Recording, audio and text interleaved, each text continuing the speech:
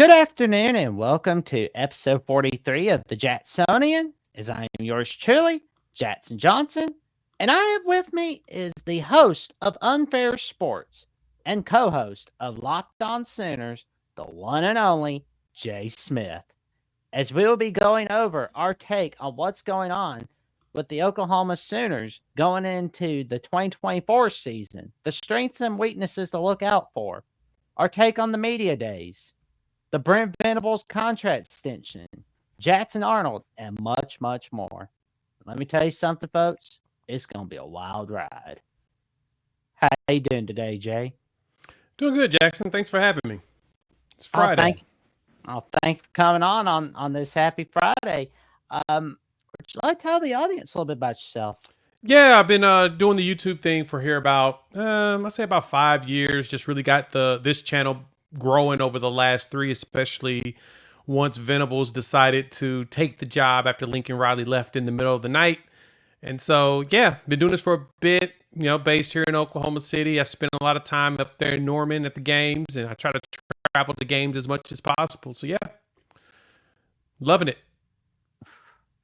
Well, it's going to be fun seeing what happens in 2024, which, speaking of which, it's the first year of the SEC. How you feeling about it, and what do you love about, what do you not love about it, and what do you miss about the Big 12, and what do you love about not being there anymore? All right, so that's a pretty loaded question. Let's start off with the simplest. Best part of being in the SEC is the competition, right? You get to go up against some of the best teams. You're going to get to go to some of the best stadiums in the country, some of the bigger stadiums. I mean, I went through like the top 10 stadiums in the country, and about at least six of them are in the SEC. You still got a few others out there, like the Horseshoe at Ohio State, Michigan's Big House, Penn State, their 100,000 Beaver Stadium. But for the most part, the rest are located in the South at the SEC. And so that's pretty exciting in itself right there, being able to see, 70 to 80,000 fans on a regular basis. So that's going to be the fun part being in the SEC. The best part about not being in the Big 12, 11 o'clock kickoffs. This coming season, we have roughly two that's going to be in the window area of 11 to 12. But at the Big 12, we were just about every single game was at 11 o'clock. So having those later games are very beneficial, especially when it comes to recruiting, because it gives players the opportunity to get in town before the game. They don't have to rush, after their, the high school game. They don't have to hurry up, get ready, and try to get into town. And when it comes to flights, they can fly in a little bit later if they're coming into town. They can fly in, leave for a flight at 8 o'clock in the morning instead of 6 o'clock in the morning, which makes a dramatic difference on your fatigue as a person. So it's gonna be fun being able to see that, and then of course not having those 11 o'clock kickoffs is gonna be a big benefit for those Sooner faithfuls that like to enjoy themselves on game day. Yeah, I hate the fact that Oklahoma, Nebraska in 2021, it was on 11 a.m. for week 3 instead of like Saturday night. Like that really sucked. Yeah, that's a tradition as old as the game itself when it comes to the Big 12. Oh yeah. Well, how much do you miss the Bedlam rivalry? Not at all. Not at all. No, not at all. I mean, it's fun to have an in-state rival. The best part about some of the regional rivalries is that typically you're working with your counterparts that are fans of the other team, and so it was a fun thing, but it'll come back one day. One of these days Oklahoma State will get their schedule together and decide they'll want to do it, or whenever there's another set of realignment, something's going to happen to where it'll probably end up coming back. But as of right now, I mean, it's okay. I mean, Oklahoma has dominated said rivalry. The only thing that was really great about it is that it was in-state, so it always gave you those in-state bragging rights. But at this point, it'll like I said, it'll come back in the future. But right now, the rivalry, the one that's the biggest one, is with us in Texas. There we go. And I will say it feels kind of weird seeing Oklahoma LSU on rivalry week, but because it was like, do we play it in the late 2010s? Are we playing it 2020s? Oh, we got to move it down to 2030s. Now that game's going to be played on rivalry week, ironically. Yeah, all this conference realignment is changing up at where everybody's playing, right? That's kind of the fun concepts, I guess you could say, around all of the realignment places. You getting some games come up that's a little bit more interesting that you probably wanted to see, but now they've shifted dates and everything. So yeah, we're gonna be pretty excited about seeing going down to LSU to end the season. That's gonna be a fun one to definitely be at. Oh yeah. And I've got the rest of the 2024 schedule pulled up. And of course, the first conference game will be against Tennessee, but it's going to be a bit of a homecoming for Josh Heupel because it's going to be his first trip to Norman, Oklahoma since he got fired after 2014. And several weeks later, the week after Texas, we see Shane Beamer making his return to Norman for the first time since he left for South Carolina. And we see Ole Miss the week after. And that looks like it's going to be a noon game, but that should be a nighttime game, but oh well. And Oklahoma, Missouri looks like it's going to be underrated compared to Alabama, LSU, and Georgia, Ole Miss. Speak of the devil, we see the Alabama Crimson Tide going to Norman, Oklahoma. What's your take on this whole schedule, and what's your record prediction?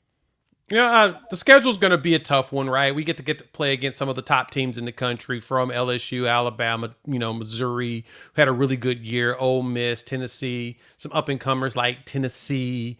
And so it's going to be one of those schedules where Oklahoma has to prove themselves, right? The SEC, as everybody says, did not give Oklahoma any favors, but the way that the SEC set the schedule is based upon your success in conference, right? Since the last realignment, which was 2012, when they brought in Missouri and Texas A&M. So they took your conference record from that entire time and they aligned the schedules from that while also preserving rivalries.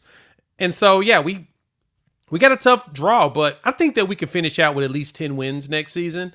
I feel like this team has got the one key component that's needed to be successful, which is defense. So you got a Brent Venables coach team with a lot of experience on the defensive side of the ball. So I anticipate that's going to be the thing that leads the way. Well, and along with the other strengths and weaknesses, that one of the strengths has been the receiving corps. Matter of fact, the passing game was sixth in the nation last year. And how do you feel about Jackson Arnold this season?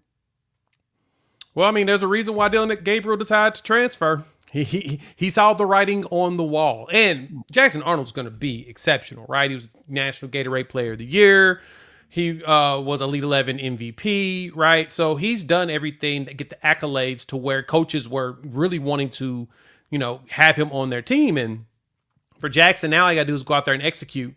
We saw him had some shining moments in that Arizona game. We had some true freshman moments in that said game. And so now, walking in as a true sophomore with the coaching staff that's molding the offense around all of his strengths, I can see that he's going to leverage all those skills positions guys. And that's the one thing that, doesn't worry me too much about him. The key thing that he'll need to do is just get the ball into those guys' hands and let them do work, especially in space. And the strongest thing that we have on this team is that Jackson Arnold, worked with Seth Luttrell last season when Luttrell was a offensive analyst. And on top of that, in that Arizona game, he looked like a college football quarterback. He's made mistakes that true freshmen always make in their first game ever starting, right? So as long as he goes out there and he stays aggressive and he makes quick decisions, as well as if he needs to scramble, he goes ahead and scramble. There's no reason for me to believe that Jackson Arnold won't be a top-tier quarterback coming next year.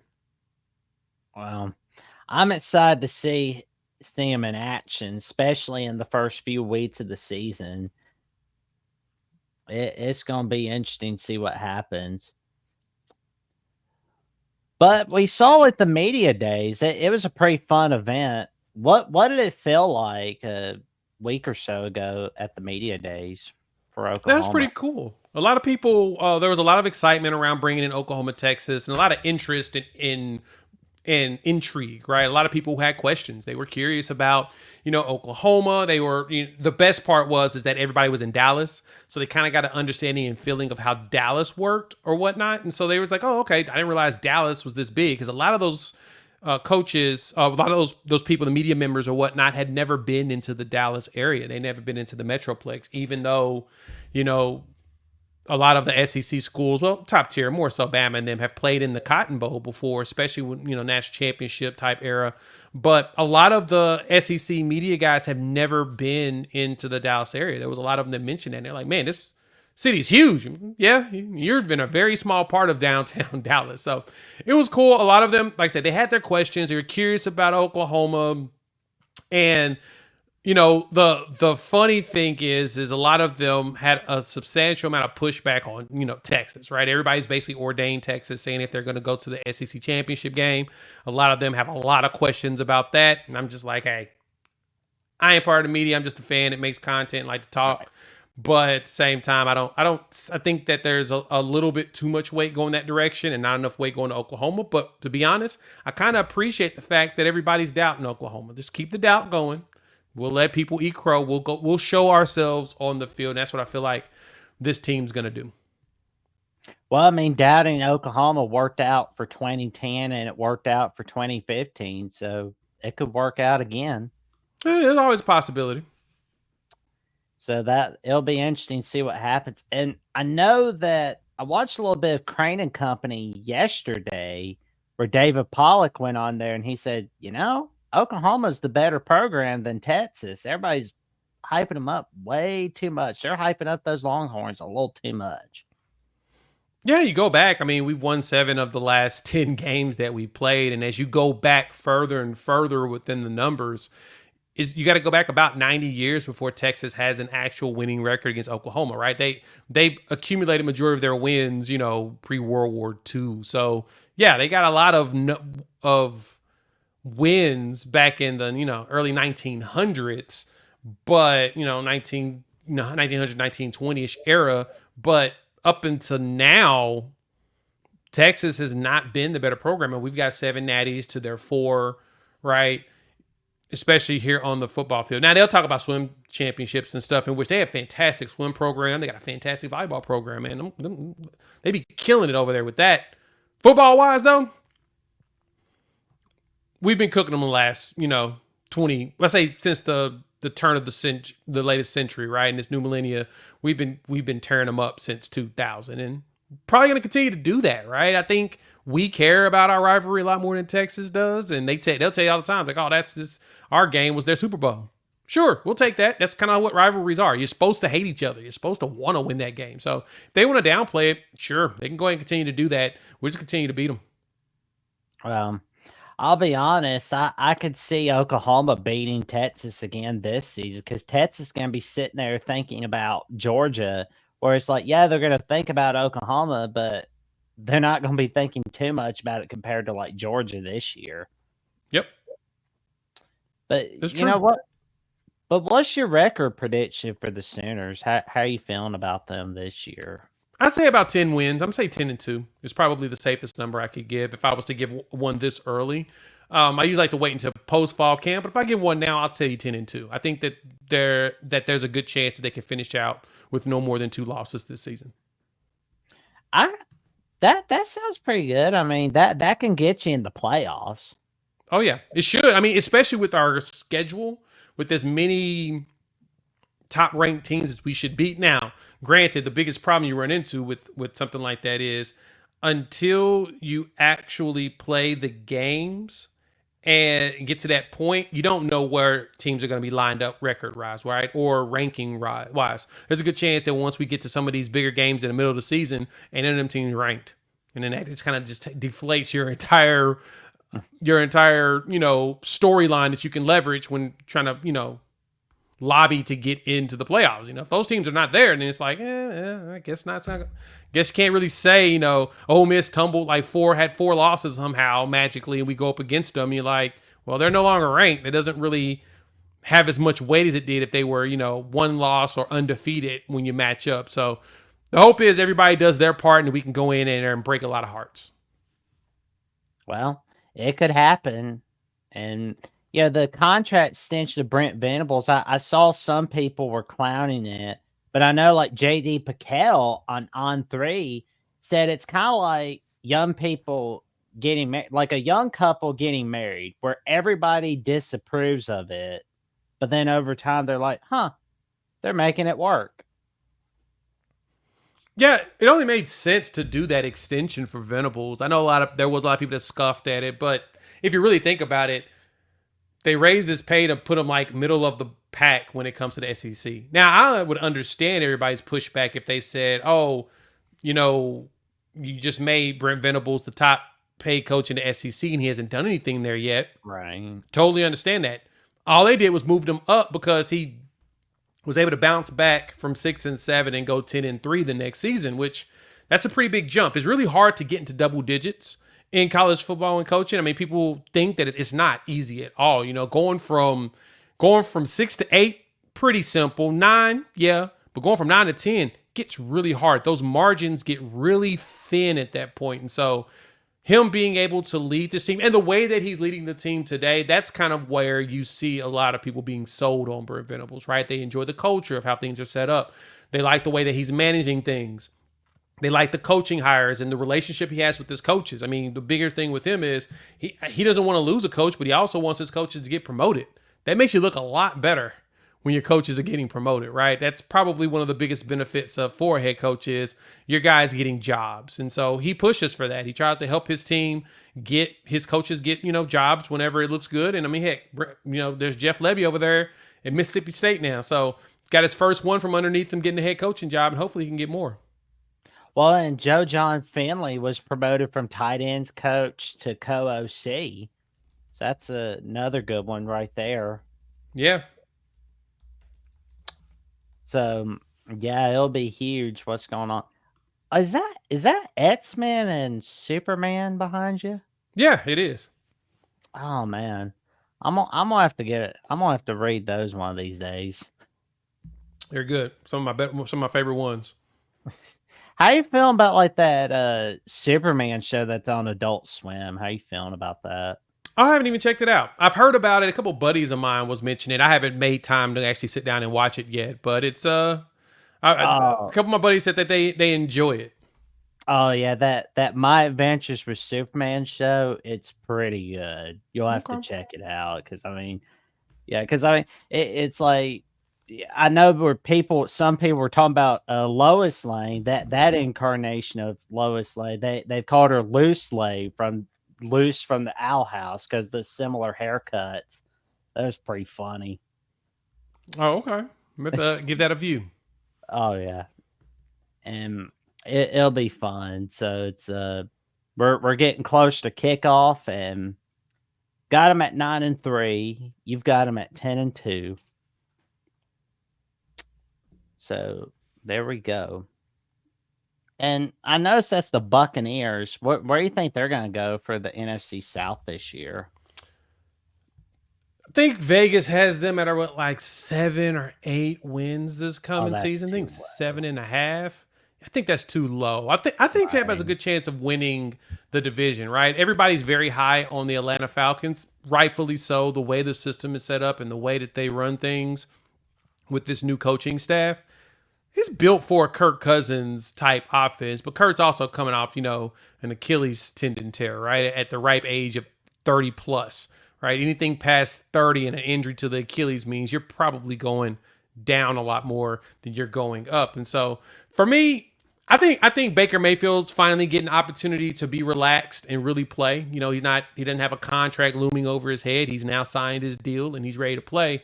I do feel like the Bucs have a good chance of going back and winning the division a second time. They brought back a lot of same players and everything. So yeah, I'd say that.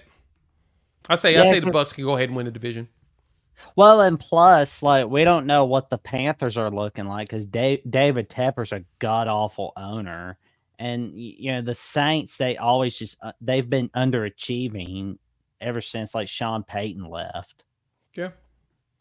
And that quarterback controversy for the Falcons, like, maybe this is just me, but I feel like it's similar to Jordan Love and Jalen Hurts, where people at the time were just clowning Jordan Love being drafted by the Packers, and they were clowning Jalen Hurts being drafted by the Eagles.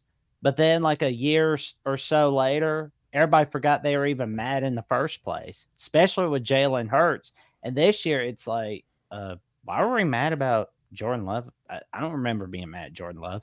I feel like same thing's going to happen with Michael Penix because I mean Kirk Cousins unfortunately cannot win the big game. If Falcons are like looking for a guy that's just getting them to the playoffs, then Kirk Cousins is your guy. If you're looking for a Super Bowl or NFC title game or to dominate the NFC South, Kirk Cousins is not your guy.